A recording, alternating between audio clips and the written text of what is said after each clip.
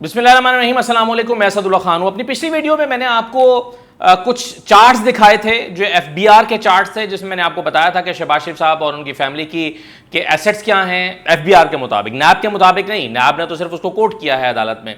FBR के मुताबिक वो डिक्लेयर्ड एसेट्स कौन से हैं, डिक्लेयर्ड इनकम कितनी है, 2009 तक कितनी थी। फिर मैंने आपको बताया था कि 2009 के बाद 77 मिलियन से कैसे 2300 मिलियन पर चली गई। फिर मैंने आपको कुछ ट्रीटीज के बारे में बताया था, तो कुछ चार्ट्स मैंने आपको पिछली वीडियो में बताए थे। और फिर मैंने कहा था आखिर में कि एक ग्राफ मैं आपको दिखाऊंगा जिससे आपको इस पूरे खेल को समझने में मदद मिलेगी। तो अब मैं ये ग्राफ आपके सामने प्रेजेंट कर रहा हूं। जरा इसको ऊपर से देखना शुरू करें, नीचे तक आए तो आप समझ पाएंगे कि ये आखिरी जो डेकेड है उसके अंदर क्या हो रहा था। यानी पहले तो चलिए सादा तरीके से काम हो रहा था, बच्चे छोटे थे, फिर बड़े हुए, फिर टीटीज आना शुरू हुई।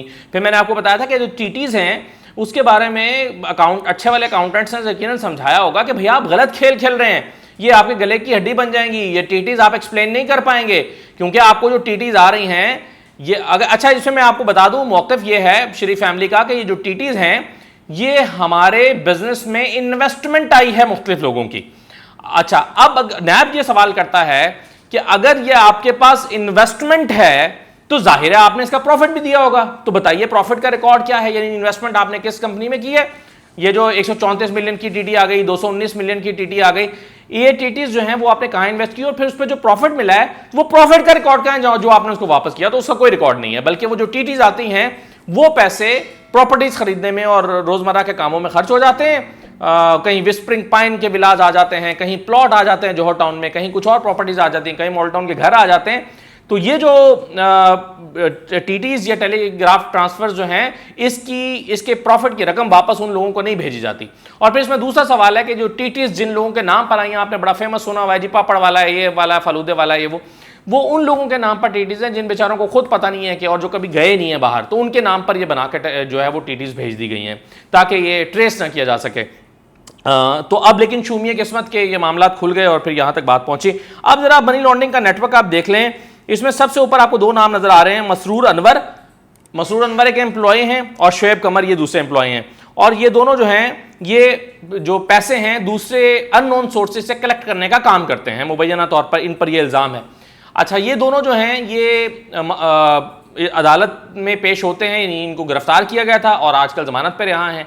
शुएब कमर और मसरूर अनवर और बाकी लोग ये अदालत में जब आया करते थे, जब ये इनको अरेस्ट रखा हुआ था और हथकड़ियाँ लगाकर इनको पेश किया जाता था, तो मैं अक्सर इन लोगों से सवाल किया करता था और मैंने इनमें से कुछ लोगों से पूछा कि भाई ये आप पैसे जो हैं वो कहाँ से आते थे आपके पास, आपको नहीं पता था ये पैसे जो हैं वो अननोन सोर्सेज से आ रहे हैं, तो कहाँ से आ रहे हैं। उन्होंने कहा जी हमें नहीं पता होता, तो हम तो मुलाजिम थे 20-25 हज़ार रुपए के, हमें कहा जाता था कि ये रकम शरीफ फीड से आ रही है तो ये पकड़ लो, गिन लो, काउंट कर लो, फलां को दो। तो हम तो मुलाजिम थे, हमारा इतना ही काम था कि हम यहाँ से पैसे पकड़ते थे और यहाँ जो है वो दे देते थे, पैसे गिनते थे, दे देते थे, फलां जगह चाहते थे, हम कैश कलेक्ट करते थे, कैश गिनते थे, आगे पहुँचा देते थे, तो हमारा इतना ही काम था, हमें नहीं है। ये आर्गूमेंट जब हम कानूनी लोगों के सामने रखते हैं तो हम कहते हैं कि भाई इन लोगों का क्या कसूर है, बेचारे तो 20,000 रुपये के मुलाजिम थे, ये तो पैसे आते थे, काउंट करते दे देते थे। तो वो कहते थे कि अगर ये इतने अच्छे हैं, अच्छे बच्चे हैं कि इनको कुछ पता नहीं था, तो ये वादा मुआफ गवाह क्यों नहीं बनते कि बयान देना उनके खिलाफ और सारी बात हकीकत बताएं। लेकिन हकीकत ये है कि चूंकि इनकी फैमिलीज को ये ड्यूरिंग जब ये जेल में थे उस वक्त भी सपोर्ट किया जाता था, तो ये उनकी अभी भी तरफदारी करते हैं और उन्हीं के गुण गाते हैं, तो ये वादा मुआफ गवाह भी नहीं बनते और हकीकत भी नहीं बताते। तो इसलिए ये शरीक जुर्म थे, इनको सब पता था 2 नंबर काम हो रहा है। ये जाहिर है नैब और उसके प्रोसिक्यूटर्स और उनकी टीम और इन्वेस्टिगेटर्स और इन्वेस्टिगेशन ऑफिसर्स का मौक़िफ़ हो सकता है।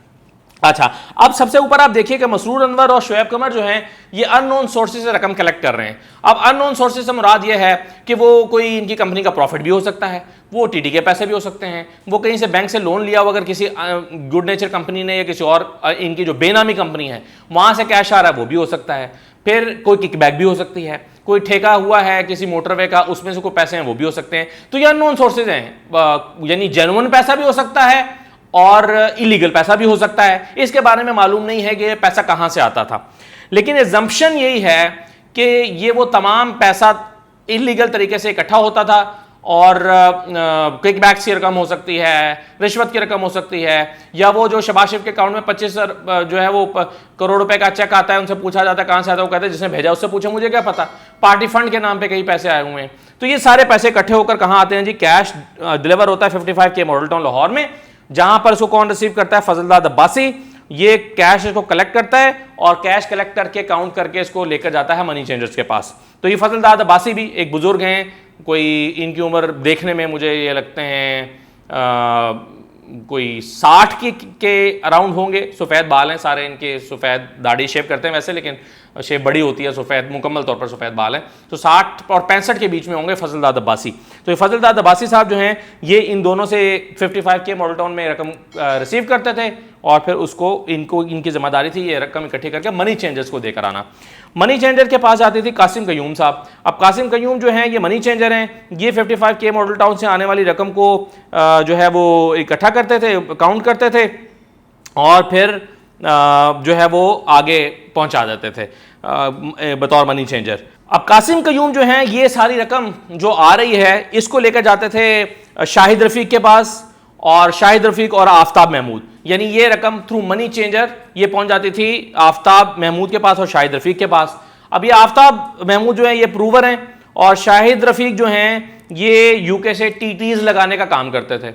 अच्छा, अब ये आफ्ताब महमूद फिर आप जानते हैं कि अरेस्ट हुए और इन्होंने फिर अपना पासपोर्ट जो है वो सरेंडर कर रखा है नैब के पास।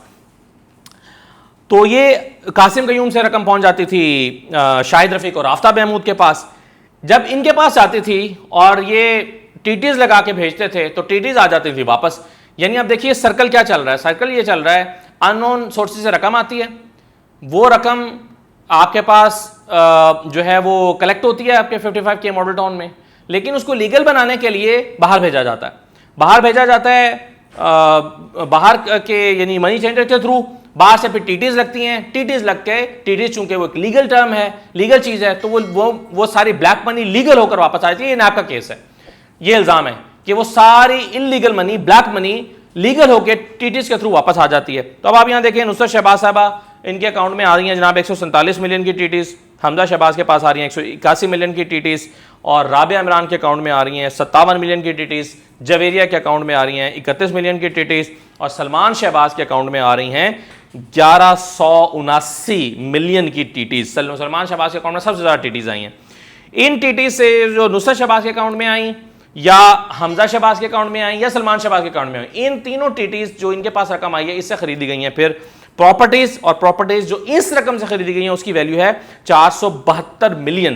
तो 472 मिलियन की जो प्रॉपर्टीज हैं वो इन पैसों से खरीदी गई हैं और फिर कुछ पैसे बिजनेस में इन्वेस्ट हुए हैं। तो अब ये जो नैब की अंडरस्टैंडिंग ये है कि शहबाज शरीफ साहब की फैमिली करती ये रही है कि जितने पैसे इनको पब्लिक ऑफिस होल्डर के तौर पर इलीगल मीन्स से इकट्ठे होते थे, इन सबको इनकी जो कैश बॉयज हैं मसरूर अनवर और शुएब कमर, इतना तो ये जो है वो ये लोग इतना तो इतराफ़ करते हैं अदालत में कि जी हाँ हमने, अभी वैसे इन पर जरा नहीं हुई, बयानात नहीं हुए, लेकिन ये कहते हैं कि जी ये पैसे जो हैं ये हम कैश करते रहे। ये तो वो मानते हैं, वो कहते हैं कि हमें नहीं पता ये पैसे कहाँ से आते थे, और यही बयान वो अदालत में भी देंगे। और फिर ये फजलदाद अब्बासी और फिर कासिम कयूम और फिर ये सब चीज़ें जो है वो आगे होते और फिर ये सारा पैसा घूम के टीटीज में आ जाता था।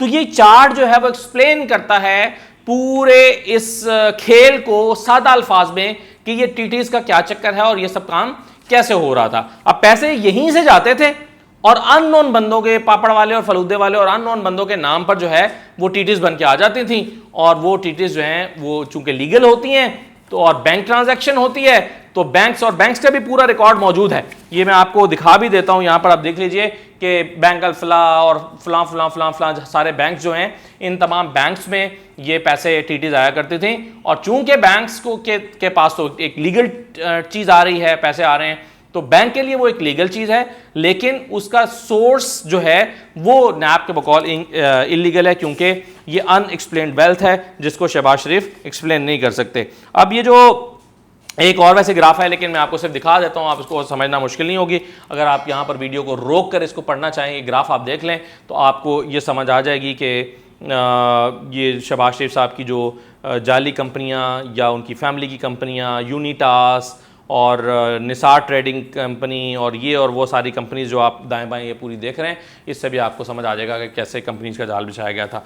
तो ये है कहानी जनाब शहबाज शरीफ साहब की। लेकिन FIO को वो ये कहते हैं कि जी अदालत को ये कहते हैं कि मैं तमाम सवालों का जवाब दे चुका हूँ, मुझसे बार बार क्यों पूछते हैं और मुझे प्रेशराइज कर रहे हैं और मेरी आवाज़ को दबाने के मुतरादिफ है ये जो कुछ आप कर रहे हैं। ये बतौर अपोजिशन लीडर मेरी आवाज़ को दबाने की कोशिश कर रहे हैं, लेकिन ये जो डेटा है, ये जो चीज़ें हैं, इस सवालों का जवाब वो नहीं दे रहे हैं। इजाज़त दीजिए, अल्लाह हाफ़िज़।